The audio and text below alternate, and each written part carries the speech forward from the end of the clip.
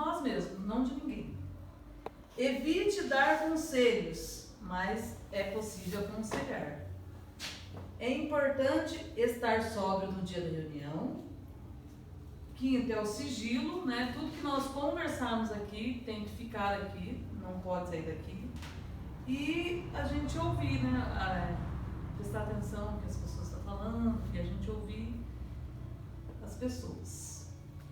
E agora eu vou chamar a pastora Bia, que vai fazer para nós hoje o quinto passo. E eu vou pedir para vocês fechar os olhos, para nós fazermos uma pequena oração. Pai, em nome de Jesus, estamos na Tua presença e queremos agradecer por esse momento, Senhor. Que o Senhor venha usar, Senhor, a nossa pastora para ministrar, Senhor, os nossos corações. Que o Senhor venha direcioná-la, Senhor, e falar conosco. E que venha ser um momento de bênção para nós. Em nome de Jesus. Amém. Amém. Boa noite a todos. Nós estamos, em mais um Gama reunido aqui. Hoje a Vanessa e o Fernando não estão aqui conosco, eles estão lá na CT visitando. Deus abençoe eles, A Vanessa vai trazer a palavra hoje à noite lá na CT, O Fernando amanhã cedo. Deus possa abençoá-los lá. E nós vamos dar seguimento ao passo 5, Lembrando que quando Jesus resgatou cada um de nós, das nossas dores, nós começamos a caminhar. E nós começamos a viver o quê? Cada um dos passos.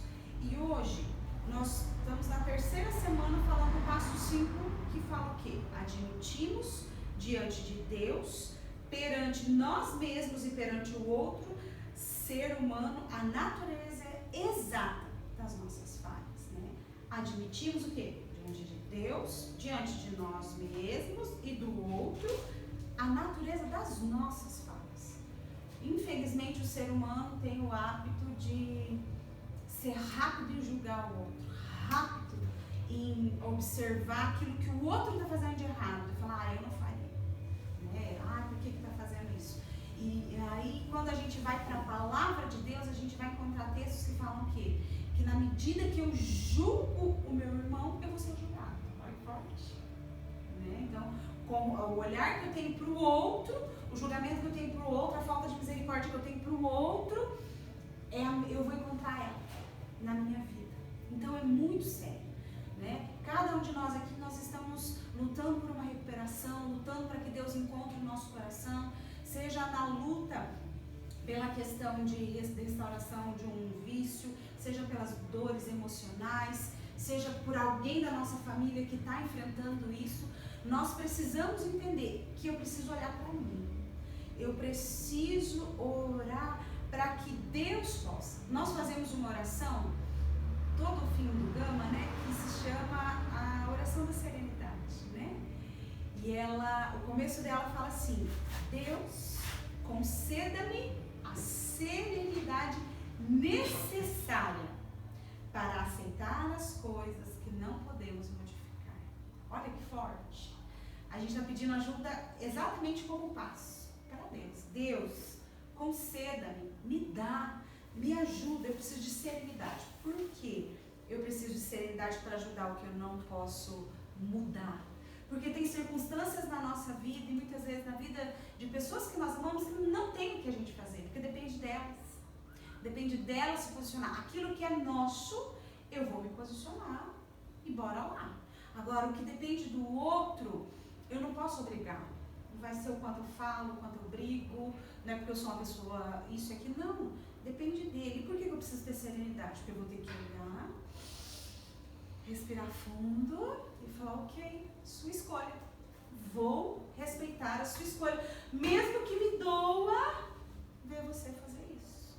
Por quê? Quando eu entendo que não sou eu, que vou mudar o outro, mas é Deus quem faz a transformação, aí então a gente se posiciona da forma correta. Porque enquanto eu acho que a mudança do outro depende de mim, a gente atrapalha o outro e se atrapalha. Por quê? A gente fica pesado. Porque você está lutando por você e por outra pessoa, E na continuidade da oração ela fala assim, coragem.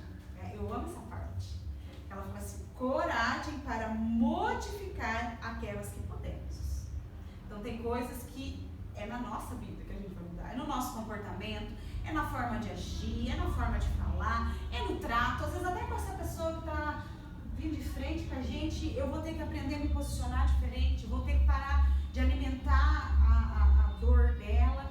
E aí a oração ela continua assim: coragem para modificar aquelas que podemos e sabedoria para discernir uma da outra. Porque muitas vezes a gente repete a oração sem prestar atenção nela, sem entender o que ela está tentando trabalhar conosco, né? Então, por que eu preciso coragem? Porque tem aquilo que é minha parte, tem aquilo que sou eu que preciso fazer, tem aquilo que ninguém vai fazer por mim, que às vezes a gente está esperando alguém fazer por nós, alguém dar um passo, alguém, não, aquilo que é nossa parte, nós vamos fazer. Por que eu preciso discernir aquilo que eu posso mudar e aquilo que eu não posso? Porque se eu ficar olhando algo que eu posso mudar e ficar só olhando, vai ser pesado igual. A cura não vai chegar, a restauração não vai chegar, mas aquilo que eu não posso mudar, eu tenho que entender, Deus, aqui é só o Senhor. Vamos dar exemplo disso aí? Né? A gente está num grupo, você pode ser a sua depressão, né? Pode ser a sua depressão. Alguém lutando com a depressão, lutando com a ansiedade. E aí, se ela não resolver as dores do seu coração, não fizer aquele checklist de Deus, quais são as pessoas que eu preciso liberar perdão? Quais são as histórias da minha vida que estão aqui dentro do meu coração doendo ao ponto de adoecer o meu emocional? E se eu não fizer o uso da medicação que o médico me passa, até eu estar bem para poder lidar com essas dores, não adianta. Não tem porquê o outro não vai poder tomar o remédio para você ficar bem. É você que tem que tomar o remédio para ficar bem, né? E a gente precisa entender isso, né? Eu falo por mim. Eu uso uma prótese e ela precisa ser tirada e limpa. Não é algo agradável de fazer, dá trabalho, né? E aí eu cresci o quê? Né? Fui uma criança que usou prótese, uma criança que usou lente especial. E aí eu tinha que, ficava todo mundo, limpa, tira, e aquilo me irritava, eu de birra eu não fazia. Meu olho ficava o quê? Todo infeccionado. Porque de birra eu não fazia. E aí o que eu precisei fazer? Aprender que era pro meu bem, né? E aí o que eu fui fazer? Eu tenho que tirar esse negócio. Eu vou ter que tirar esse negócio. Passar pelo desconforto, limpar. Eu tenho que tirar todos os dias, eu tenho que lavar ela, eu tenho que limpar aonde fica a prótese. É agradável? Não é. Mas eu preciso fazer para estar bem. E tem como meu esposo fazer isso por mim? Meu filho fazer isso por mim? Não tem. Eu preciso fazer. Eu lembro muito da frase da Jo, né? Eu tenho que aprender a dizer não para mim algumas vezes. Não para minha preguiça, não para minha falta de vontade de assumir as minhas responsabilidades, né? E agora, quando é em relação ao outro, não tem o que fazer, né? Em casa é muito gostoso, né? Eu uso a prótese no olho, meu marido usa no ouvido. Perfeito o aparelho. Eu não posso limpar o aparelho dele. E aí eu falo pra ele, amor, você sabe que de 20 em 20 dias tem que trocar a bolinha, senão vai queimar o aparelho. Você já trocou? Ah, esqueci, depois eu troco. Falei, é o seu aparelho, é você que tem que fazer. Se ele não trocar, vai chegar a hora que ele vai ser pego de surpresa sem o aparelho dele funcionar. São situações que a gente tem que entender. Eu posso ir lá fazer por ele? É dele, é responsabilidade dele. Então, é ele que tem que fazer. E é isso que a gente tem que analisar. Essa situação que eu estou vivendo com o meu familiar, com um parente, com um amigo, com um vizinho, com um filho, com um marido, com uma esposa, é meu papel? É eu que tenho que ir lá fazer? Se eu fizer para a pessoa, vai mudar alguma coisa na vida dela? Não. Porque, gente, enquanto a gente não quer mudar, não adianta o outro fazer pela gente. Não adianta o outro tomar as nossas coisas. Por isso que o passo 5, o desafio dele é eu admitir. É eu colocar o dedo na minha testa, é eu apontar o dedo para mim, os 5 dedos para mim e falar assim, Deus, tem falhas. Sou teimoso, sou orgulhoso, sou isso, sou aquilo. Essas são minhas falhas. E aí, aqui fala que eu tenho que fazer isso para outras pessoas. Esse é o ambiente para a gente fazer isso. De olhar para o outro e falar assim, viu? Me ajuda. Tô tendo o desejo de recair, tô sendo tentada na recaída. Recair, né? Quem está lutando com a alimentação, tô tendo desejo de voltar a comer como eu comia. Não estou tomando a minha medicação. Preciso de ajuda. Não está legal lá em casa. Preciso de ajuda. A gente tem que aprender a fazer isso. Enquanto eu estava estudando esse passo, me veio na lembrança uma oração de Davi, que é o Salmo 139. O texto base do passo 5 não é ele, mas me veio e eu quero repartir com vocês. É o Salmo 139. Né? Se você está na sua Bíblia aí ou no celular, você pode abrir. Se não, eu vou ler para você. E eu achei ele muito forte. Porque qual que também é outra coisa que a gente tem dificuldade nesse processo de admitir? A gente fica preso nos nossos erros do passado. Achando assim, poxa Deus, olha tudo que eu fiz. E aí a gente fica amargurado pelas coisas erradas que a gente fez, por tudo aquilo que a gente viveu e ansioso pelo futuro.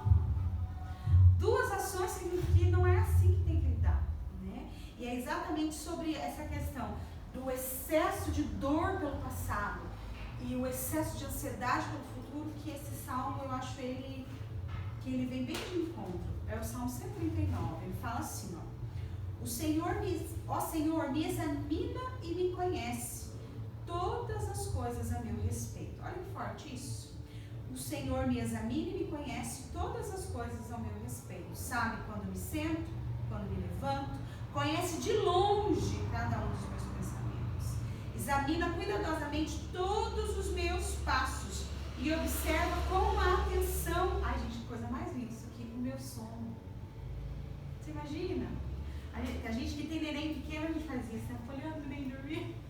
Tá vendo, né? Põe o dedo no nariz, pra ver se está respirando, ver se a barriguinha tá levantando. É Deus olhando a gente, minha irmã esmarvada, mulher feita, e Deus lá cuidando, olhando, falando, meu filho, minha filha. Coisa mais linda. Sim, conhece bem tudo o que eu faço. Deus sabe o que eu e você fizemos. Lá no passado, agora no presente, Ele sabe. O Senhor sabe tudo o que vou dizer antes da palavra ser formada em minha boca. O Senhor me cerca pela frente e por trás. Põe a sua mão sobre mim. O Senhor... saber isso é algo tão maravilhoso que eu não consigo compreender. Compreender o quê? Que um Deus tão grande, Criador dos céus e da terra, se importa a esse ponto. De prestar atenção no que nós estamos pensando. De prestar atenção no que nós estamos fazendo. E se Ele está prestando atenção no que eu estou fazendo, Ele está prestando atenção no que eu estou passando. Ele está vendo e Ele sabe exatamente como está meu coração. Porque se Ele sabe da minha mente, Ele sabe como que está as minhas dores aqui dentro do meu coração. Né? E olha, o texto continua assim. É impossível fugir do seu espírito, lá no versículo 7. Em lugar algum conseguirei me esconder da sua presença. Se eu subir bem alto em direção aos céus, lá o Senhor está. Se eu quiser descansar no meio dos mortos, lá também me encontrarei. Se eu voar para as partes mais distantes do oceano, com os primeiros raios da manhã, mesmo ali a sua mão direita dirigirá os meus passos, e o seu poder me dará forças para ficar de pé. Você já não teve essa sensação? De estou sem força, não consigo mais dar passo nenhum. A palavra está nos dizendo o quê? Que Deus está a postos para poder erguer, estender a mão dele, nos levantar e nos ajudar a caminhar. Mas eu preciso dar um passo. Exatamente, o primeiro passo. Eu preciso admitir para ele que eu estou sem força. Nosso primeiro passo, né? Eu preciso admitir que eu estou impotente diante disso que eu estou vivendo. Eu tenho que dizer, Deus, está difícil. Esse negócio não muda. Já mudou tanta coisa, mas por que isso aqui não muda? Né? Porque tem um tempo. Tudo que nós plantamos leva um tempo para acontecer. Né? Toda palavra que eu lancei é uma semente. Toda atitude, toda escolha é uma semente. E uma hora vai chegar na minha vida a colheita disso, das minhas escolhas. Por isso que eu preciso admitir as minhas falhas. Porque reconhecendo as minhas falhas, eu consigo olhar para a minha vida e entender algumas colheitas que chegaram, que não são tão legais, mas que eu vou ter que passar por elas com Jesus, mesmo doendo, até que tudo entre em ordem, até que a vida seja colocada em ordem. Versículo 11. Se eu tentar me esconder na escuridão, o Senhor transforma a noite em dia claro. Para o Senhor a escuridão nada esconde, e a noite mais escura brilhará como o dia claro, pois para o Senhor as trevas são luz. O Senhor criou todas as partes internas do meu corpo, uniu todas essas partes para formar o meu corpo enquanto eu ainda estava no ventre da minha mãe. Agradeço ao Senhor por me ter criado de maneira tão perfeita e maravilhosa. Suas obras são maravilhosas e eu sei disso muito bem. O Senhor conhecia perfeitamente cada osso do meu corpo que estava sendo formado, enquanto eu ainda estava no ventre da minha mãe, como semente que cresce debaixo da terra. Antes mesmo do meu corpo tomar forma humana, o Senhor já havia planejado todos os dias da minha vida. Cada um deles estava registrado no seu livro antes de qualquer um deles existir. Esse é o texto que mais confronta a vida da gente, né? Deus escreveu uma história, mas Ele nos deu o livre-arbítrio, né? E aí o livre-arbítrio nós podemos escolher viver isso que Deus escreveu no livro dele, ou trilhar o nosso caminho como a gente quer, sem perguntar para Ele como fazer, sem prestar atenção nos seus princípios, na sua palavra, e a gente vai colher as consequências de uma escolha ou de outra. É muito sério isso, não é porque Ele escreveu que o que eu estou vivendo hoje é o que Ele queria. Muitas vezes o que está ali não bate. Por quê? Eu tomei outra rota, eu fiz outras escolhas, eu fui para longe daquilo que Deus queria para a minha vida. E aí eu estou falando, não é vontade de Deus. Opa, pera lá. Nem tudo que eu e você vivemos é vontade de Deus na nossa vida. Muitas vezes é a nossa vontade, é a nossa escolha. Por isso que esse passo é um passo tão dolorido, que é o passo de eu admitir aquilo que eu falhei, e aquilo que eu tenho falhado e que tem me tirado dessa vontade perfeita, que está aqui, ó, o Salmo 139 deixou aqui para nós registrar, que Deus tinha para a minha vida e para a sua vida. E aí a gente precisa o quê? Voltar e se alinhar. Vamos continuar lá para a gente ir encerrando? Senhor, como são preciosos para mim os seus pensamentos sobre a vida, ó Deus. São tantos que não consigo contar. Se eu os contasse, seria mais do que os grãos de areia da praia. A cada novo dia, quando acordo, sinto que fico mais perto do Senhor. Eu desejo que o Senhor destrua os rebeldes. Afaste de mim os homens maus e violentos. Eles ofendem a Deus abertamente, cheios de ódio e maldade no coração. Ó Senhor, eu odeio os que te odeiam.